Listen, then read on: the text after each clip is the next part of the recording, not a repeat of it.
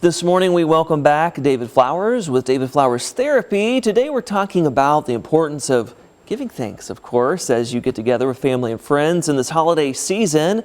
And yes, help us get into that state of mind. Yes. David, how are you doing? Yes, good. Thanks for having me back. Yes, you know, this is important. You say expressing frequent words of fondness and admiration is one of the 9 essential components for healthy relationships. Tell us more. It is. Well, I mean, it's important for all relationships, especially intimate relationships. But I thought, well, it's the holidays, so let's kind of pull back, kind of talk about the whole family, right? The more fondness, the more appreciation that we are intentional about showing to the people around us, the more overall positive, obviously, the vibe is going to be. Of course. And in fact, the research shows that we need 5 positive expressions for every 1 negative thing that we do or say. And so you really have to be intentional about looking for positive things. And so today I kind of had this idea like, well, how would you do that? And I thought, maybe just as an experiment, if you haven't tried something like this over the holidays, just sit down maybe and just write out just a quick note, right? Okay. Maybe several sentences to each of your family members expressing something, maybe 5 things that you're grateful for, fond of them for, that you admire, things like that. Well, right? and expand on that. Why is it so important to act on it? I mean, it's one thing to have it, to be thankful, but again, why is it important to show your appreciation? That is an awesome question. And a lot of people wonder that. They say, well, my partner knows, my kids know that I love them. Yeah. People only know what they see demonstrated in our behavior.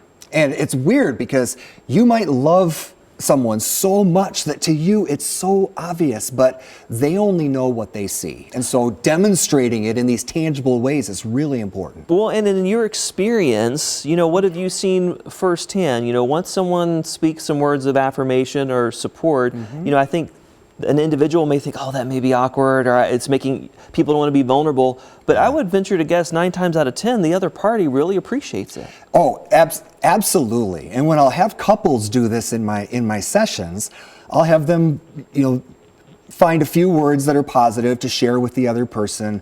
And then they go back and forth and they share their stuff.